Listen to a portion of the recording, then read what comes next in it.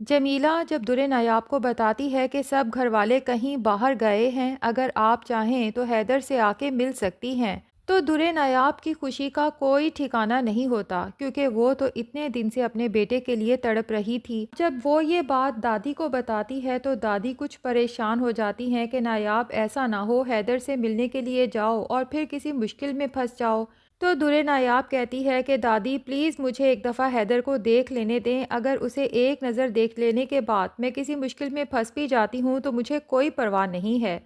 اب ایک مامتا کی تڑپ دیکھ کر دادی کو چاروں ناچار اجازت دینا ہی پڑتی ہے،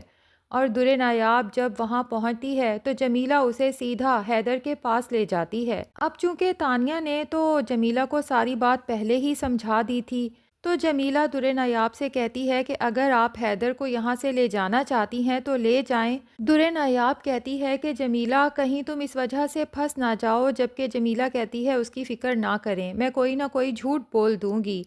در نایاب تو سچ میں جمیلہ کی بہت احسان مند ہوتی ہے، حالانکہ اسے تو پتہ ہی نہیں کہ یہ ساری تانیہ کی چال ہے۔ بہرحال در نایاب تو حیدر کو اپنے ساتھ لے کے وہاں سے چلی جائے گی۔ جب گھر والے واپس آئیں گے اور حیدر کو موجود نہیں پائیں گے، جمیلہ سے پوچھیں گے تو وہ یہی کہے گی کہ در نایاب پتہ نہیں کب چوری چھپے آئی، حیدر کو اٹھایا، میں نے تو اسے تب دیکھا جب وہ گیٹ پھلانگ چکی تھی، اس کے بعد ہم نے بہت ڈھونڈنے کی کوشش کی لیکن وہ ہمیں کہیں نظر نہیں آئی۔ اب تانیہ جب دیکھے گی کہ زاویار بہت پریشان ہے اس بات کو لے کے تو وہ اسے سمجھائے گی کہ زاویار اس میں اتنا پریشان ہونے والی کیا بات ہے،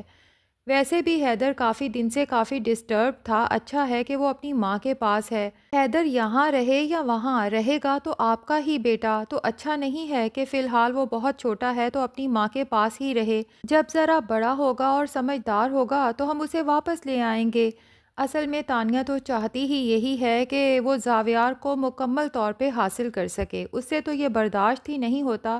کہ زاویار آفس سے آتے ہی اپنا پورا وقت حیدر کے ساتھ گزار دیتا ہے۔ دوسری طرف در نایاب کے بھائی اور بھابھی فیصلہ کر لیتے ہیں کہ اب ہمیں در نایاب کے لیے خلا کا کیس کر دینا چاہیے۔ در نایاب سے جب پوچھتے ہیں تو وہ کہتی ہے کہ مجھے تو صرف اپنے بیٹے سے ہی کنسرن تھا، زاویار میری زندگی میں رہتے ہیں یا نہیں رہتے مجھے اب اس کی کوئی پرواہ نہیں ہے۔ اب در نایاب کو تو اس بات کا نہیں پتا، بہرحال نگہت اپنے شوہر کو سمجھا دیتی ہے کہ ایک دفعہ ہم در نایاب کی خلا کروا کے اس کی کہیں اور شادی کر دیتے ہیں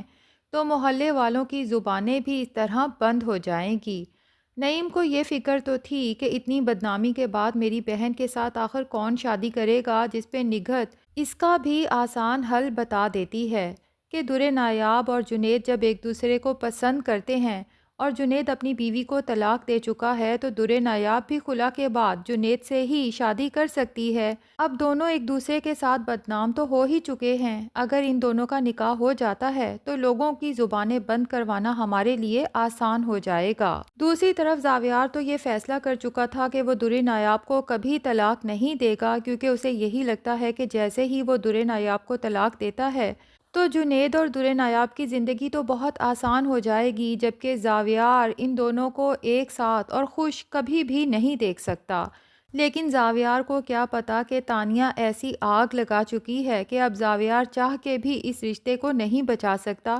تانیہ نے ہی تو در نایاب اور جنید کو نایاب کے محلے میں بدنام کیا ہے، اب ایک بدنام لڑکی کے ساتھ تو زاویار اپنا نام کبھی جوڑنا نہیں چاہے گا، اس لیے چاروں ناچار اسے طلاق دینا ہی پڑے گی۔ اب جب گھر پہ خلا کے پیپرز آتے ہیں تو زاویار دیکھ کے واقعی ہی پریشان ہو جاتا ہے، جبکہ تانیہ کو ایک اور موقع مل جاتا ہے زاویار کو یہ ثابت کرنے کا کہ اب تو 1% بھی شک نہیں بچا کہ در نایاب اور جنید ایک دوسرے سے محبت کرتے ہیں۔ تانیہ کہتی ہے کہ اگر در نایاب جنید سے محبت نہ کرتی تو وہ ساری زندگی آپ کے نام کے ساتھ بیٹھی رہ سکتی تھی، خلا تو وہ اسی لیے لے رہی ہے نا کہ اس نے اپنی زندگی میں آگے بڑھنے کا فیصلہ کر لیا ہے۔ اور پھر زاویار کے ساتھ خود کو سنسیئر شو کرانے کے لیے کہتی ہے کہ زاویار میں تو اسی لیے چاہتی تھی کہ آپ خود ہی اسے طلاق دے دیں، دیکھیں نا اب اس نے خلا کا کیس کیا ہے تو یہ تو آپ کی بدنامی ہے، اور اگر یہ خبر سوشل میڈیا تک پہنچ جاتی ہے تو لوگوں کو باتیں بنانے کا موقع مل جائے گا، زیادہ اچھا تھا کہ خاموشی سے ہی یہ رشتہ ختم ہو جاتا۔ غضنفر اور نگار بھی زاویار کو سمجھاتے ہیں کہ بجائے کورٹ کچہری کے چکر لگانے کے اچھا یہی ہے کہ خود ہی طلاق کے پیپرز بنواؤ اور در نایاب کے گھر بھیج دو۔ آخر زاویار اور در نایاب کا یہ رشتہ ختم ہو ہی جاتا ہے اور تانیہ اپنی جیت کا جشن مناتی ہے، لیکن ابھی بھی زاویار تانیہ میں کوئی انٹرسٹ شو نہیں کرتا۔ تو تانیہ غضنفر اور نگار کے دماغ میں ہی یہ بات ڈالنے کی کوشش کرتی ہے کہ زاویار جو ہر وقت گم سم چپ چپ رہتا ہے، اداس رہتا ہے،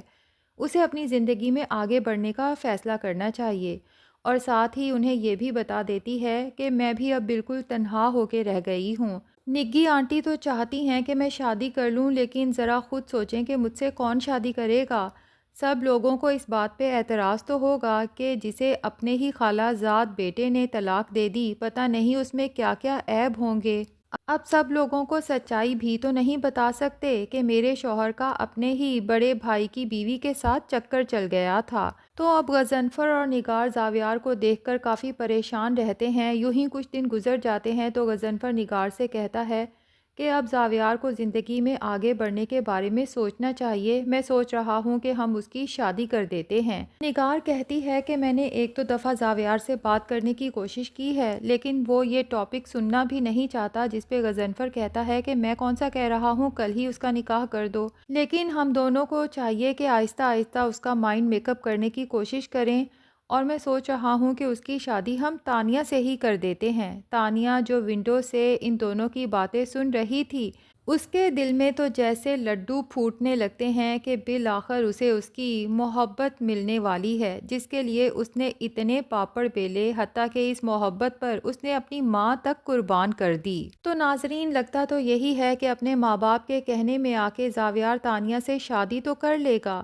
لیکن اس کے بعد نہ تانیہ کو وقت دے گا، نہ محبت اور نہ ہی عزت۔ اور زاویار کی یہ بے رخی دیکھنے کے بعد جب تانیہ بھی اپنی اصلیت سب کے سامنے لے آئے گی، سب گھر والوں کو ایموشنلی بلیک میل کرے گی کہ اگر زاویار کا رویہ میرے ساتھ ٹھیک نہ ہوا